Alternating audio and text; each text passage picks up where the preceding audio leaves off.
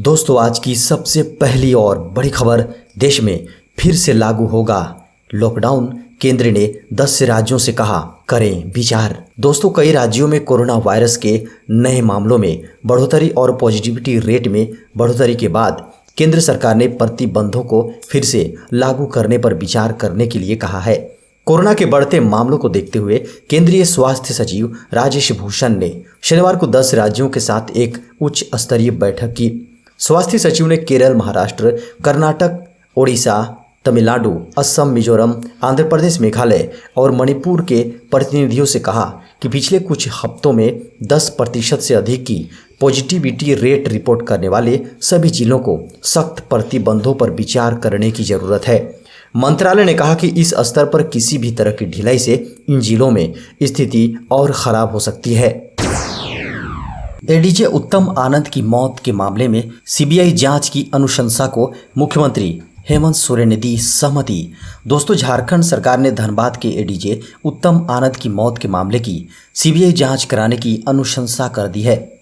CM Hemant Soren ने इस पर अपनी सहमति दे दी है। आपको बता दें कि गत 28 जुलाई को धनबाद के अपर जिला एवं सत्र न्यायाधीश उत्तम आनंद को एक ऑटो ने उस वक्त अपनी चपेट में ले लिया था जब वे मॉर्निंग वॉक के लिए निकले थे। इस मामले में सुप्रीम कोर्ट ने भी संज्ञान लिया है। बीते गुरुवार को झारखंड हाईकोर्ट में भी इस मसले पर सुनवाई हुई थी। हाईकोर्ट ने इस मामले में झारखंड के डीजीपी और धनबाद के एसपी से भी जवाब तलब किया था। शनिवार की शाम रात 8 बजे से सोमवार की सुबह 6 बजे तक जारी रहेगा वीकेंड लॉकडाउन। गृह कारा एवं आपदा प्रबंधन विभाग की ओर से 30 जुलाई से अगले आदेश तक विस्तारित स्वास्थ्य सुरक्षा सप्ताह के लिए जारी दिशा निर्देश के अनुसार लॉकडाउन के दौरान शर्तों के आधार पर सोमवार सुबह 6 बजे से रात्रि 8 बजे तक दुकानें खुली रहेंगी। साथ ही होटल, रेस्टोरेंट रात्रि 10 बजे तक खुल सकेंगे। इस अवधि में कोविड-19 के लिए निर्धारित दिशा निर्देशों का अनुपालन अनिवार्य होगा। उल्लेखनीय है कि कोरोना संक्रमण के बचाव एवं रोकथाम के लिए सरकार के द्वारा स्वास्थ्य सुरक्षा सप्ताह को 30 जुलाई से अगले आदेश तक कुछ शर्तों एवं छूट के साथ बढ़ा दिया गया है, जिसके निर्देश के आलोक में सप्ताहांत बंदी रविवार को भी कुछ छूट के साथ सप्ताहांत बंदी को जारी रखा गया है। 31 जुलाई शनिवार रात्रि 8 बजे से सोमवार 2 अगस्त सुबह 6 बजे तक सप्ताहांत लॉकडाउन जारी रहेगा। झारखंड में बारिश का जबरदस्त कहर, 24 घंटों में 4 जिलों में 8 लोगों की मौत। दोस्तों, झारखंड में हो रही लगातार बारिश ने कहर बरपाया है। सामान्य से अधिक बारिश होने के कारण नदियां उफान पर हैं और इसका असर झारखंड के सभी जिले में देखने को मिल रहा है। डैम के फाटक खोलने पड़े हैं क्योंकि नदियां खतरे के निशान से लगातार ऊपर बह रही हैं। 24 घंटे की बारिश में 4 जिलों में 8 लोगों की मौत हो गई है, जबकि जल जमाव के कारण कई जगह कच्चे मकान गिर गए हैं। पुलियों को काफ़ी नुकसान हुआ है, जी हाँ, जिसके कारण आवागमन में काफ़ी परेशानी हो रही है। झारखंड को वैक्सीन की मिली 91,130 डोज। दोस्तों, झारखंड में कोविड वैक्सीनेशन की गति को तेज करने के लिए केंद्र सरकार द्वारा झारखंड को 91,130 डोज मिली है। आपको बता दें कि टीके की किल्लत के कारण राज्यवासियों को समस्या का सामना करना पड़ रहा है। टीकाकरण में तेजी लाने के लिए केंद्र सरकार के द्वारा हर संभव प्रयास किया जा रहा है। इसी कड़ी में झारखंड को 91,130 डोज मिली है। राज्य प्रतिरक्षण पदाधिकारी ने सभी जिले के सिविल सर्जन को वैक्सीन उठाव का निर्देश दिए हैं। झारखंड से बाहर आने जाने वाले यात्रियों को मिली बड़ी राहत, शुरू हुई अंतर्राज्यीय बस सेवा। दोस्तों, झारखंड के प्रत्येक जिलों से अंतर्राज्यीय बसों का परिचालन शनिवार से शुरू हो गया है। झारखंड सरकार के इस फैसले के बाद बस संचालकों में खुशी की लहर दौड़ पड़ी है। राज्य के बाहर भी बसों का परिचालन शुरू हो जाने से बस संचालक काफ़ी राहत महसूस कर रहे हैं। सरकार के इस फैसले से बस संचालकों को काफ़ी राहत मिली है। पिछले 2.5 महीने से परिवहन व्यवस्था पर लॉकडाउन लगा हुआ था। कोरोना महामारी के कारण अंतर्राज्यीय बस सेवा तथा राज्य के अंदर चलने वाले सार्वजनिक परिवहन पर रोक लगी हुई थी। झारखंड के मुख्यमंत्री श्री हेमंत सोरेन ने एडीजे उत्तम आनंद की फैमिली से कहा होगा न्याय।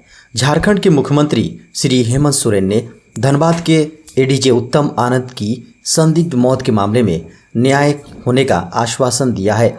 झारखंड के सचिवालय में सोरेन ने आनंद के परिजनों से मुलाकात के दौरान कहा कि पुलिस अपनी जांच कानूनी ढंग से जल्द से जल्द पूरी करेगी और परिवार को न्याय मिलेगा। सरकार की प्राथमिकता यही है कि न्याय हो। इस मुलाकात के बाद मुख्यमंत्री कार्यालय ने कहा कि आनंद के परिजनों ने झारखंड सरकार द्वारा बनाई गई एसआईटी को लेकर संतोष जताया और आनंद की पत्नी को अनुकंपा नौकरी देने की मांग की। दोस्तों, बड़ी खबर सामने आ रही है। झारखंड में छात्रों की मांग पर दोबारा खुलेगा ई कल्याण पोर्टल। दोस्तों, झारखंड में मान्यता प्राप्त बीएड महाविद्यालय में पढ़ने वाले छात्रों के लिए ई कल्याण पोर्टल 2 अगस्त से फिर से खुलेगा, जिसके जरिए से शैक्षणिक सत्र 2020-22 में नामांकन ले चुके स्टूडेंट्स स्कॉलरशिप के लिए आवेदन दे सकेंगे। यह पोर्टल 30 सितंबर तक खुला रहेगा। लगभग 2 महीने का समय छात्रों को आवेदन करने का दिया जा रहा है। आपको बता दें कि कल्याण पोर्टल के माध्यम से ही SC, ST और OBC वर्ग के छात्रों को स्कॉलरशिप के लिए झारखंड में आवेदन कर सकते हैं, लेकिन पोर्टल बंद होने से अधिकतर छात्र आवेदन नहीं कर पाए। इसके लिए स्टूडेंट्स ने राजभवन के समीप धरना प्रदर्शन भी किया था। पोर्टल खोले जाने की आम सूचना आदिवासी कल्याण आयुक्त की ओर से जारी की गई है। तीरंदाजी में विश्व चैंपियन दीपिका को झारखंड सरकार देगी 50 लाख रुपए। तीरंदाजी में विश्व चैंपियन और ओलंपिक के लिए चयनित हुई दीपिका कुमारी को 50 लाख, कोमलिका बारी और अंकिता भगत को 20-20 लाख एवं तीरंदाजी की प्रशिक्षक पूर्णिमा महतो को 12 लाख, टोक्यो ओलंपिक में देश का प्रतिनिधित्व कर रही हॉकी खिलाड़ी सलीमा टेटे व निक्की प्रधान को 5-5 लाख रुपए मिलेंगे। साथ ही दुबई में आयोजित 2019 पैरा बोकिया खेल में भाग लेने वाले खिलाड़ी अजय राज को 3 लाख रुपए सरकार की ओर से दिए जाएंगे। दोस्तों, बड़ी खबर सामने आ रही है। बाबुल सुप्रियो ने राजनीति से लिया संन्यास। लंबी पोस्ट लिखकर आसनसोल सांसद ने छोड़ी राजनीति। पूर्व केंद्रीय मंत्री और पश्चिम बंगाल की आसनसोल सीट से दूसरी बार बीजेपी सांसद बाबुल सुप्रियो ने राजनीति से संन्यास ले लिया है। उन्होंने शनिवार को सोशल मीडिया पर एक लंबी लेख लिखकर राजनीति छोड़ने का ऐलान किया। उन्होंने कहा कि मैं 1 महीने के अंदर सांसद के पद से इस्तीफा देकर मुझे मिली सरकारी घर खाली कर दूंगा। पिछले कुछ दिनों से उनके राजनीति से संन्यास लेने के कयास लगाए जा रहे थे।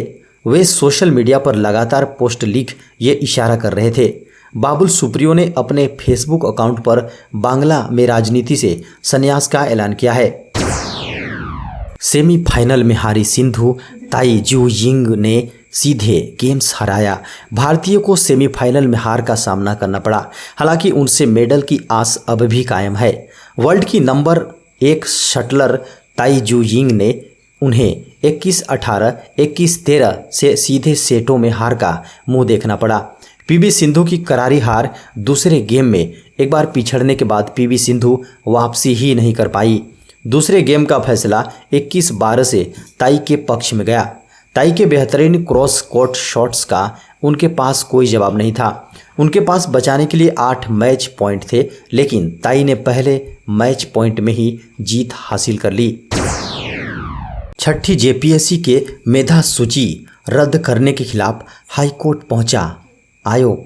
दोस्तों, शनिवार को जेपीएससी ने मेरिट लिस्ट रद्द करने के खिलाफ हाईकोर्ट की खंडपीठ में अपील दायर की है। अपील याचिका दायर कर सिंगल बेंच के आदेश को चुनौती दी गई। जेपीएससी की ओर से कहा गया है कि मेरिट लिस्ट सरकार के नियमों के अनुसार किया गया है, इसमें किसी प्रकार की गड़बड़ी नहीं है, इसलिए सिंगल बेंच का आदेश रद्द किया जाए। अक्टूबर 2016 में हुई नियुक्ति प्रक्रिया 21 अप्रैल 2020 को फाइनल रिजल्ट के साथ पूरी हुई, लेकिन रिजल्ट के खिलाफ अभ्यर्थियों ने हाईकोर्ट का दरवाजा खटखटाया। इस पर हाईकोर्ट ने सोमवार को अपना फैसला सुनाया है और फिर से मेरिट लिस्ट तैयार करने का जेपीएससी को निर्देश दिया था। झारखंड में खुलेंगे 9वीं से 12वीं तक के विद्यालय। दोस्तों, झारखंड सरकार की नई गाइडलाइंस के अनुसार सभी स्कूलों और कॉलेज में सभी शिक्षक और गैर शैक्षणिक कर्मी उपस्थित रहेंगे। स्कूलों में क्लास 9वीं, 10वीं, 11वीं और 12वीं भी खुलेंगी। इसके लिए अभिभावकों की अनुमति लेनी अनिवार्य होगी। अधिकतम 4 घंटे पढ़ाई होगी और ये दोपहर 12 बजे तक पढ़ाई हो सकेगी। कॉलेज में अंडर ग्रेजुएट और पोस्ट ग्रेजुएट की अंतिम वर्ष की कक्षा खुलने की इजाज़त दी गई है। ऑनलाइन शिक्षा जारी रहेगी और अधिकतम 4 घंटे तक पढ़ाई होगी। विद्यार्थियों को कम से कम 1 टीका लगाना अनिवार्य होगा।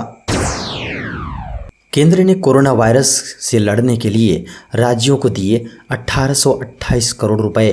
केंद्र ने महामारी से निपटने के लिए आपातकालीन कोविड प्रतिक्रिया पैकेज के तहत राज्यों केंद्र शासित प्रदेशों को अब तक 1828 करोड़ रुपए प्रदान किए हैं। कोविड-19 के खिलाफ लड़ाई को सशक्त बनाने के लिए केंद्र सरकार द्वारा आपातकालीन कोविड प्रतिक्रिया पैकेज के लिए आवंटित राशि का कुल 15% राज्यों केंद्र शासित प्रदेशों को भेजा गया है। केंद्रीय स्वास्थ्य मंत्री मनसुख मंडाविया ने कहा कि यह पैकेज स्वास्थ्य के बुनियादी ढांचे के विकास, देश भर में कोविड-19 के खिलाफ लड़ाई में मददगार साबित होगा। मंडाविया ने एक ट्वीट में कहा, यह पैकेज की कुल राशि का 15% है। उन्होंने कहा कि यह पैकेज पूरे देश में स्वास्थ्य ढांचे के विकास में मददगार साबित होगा।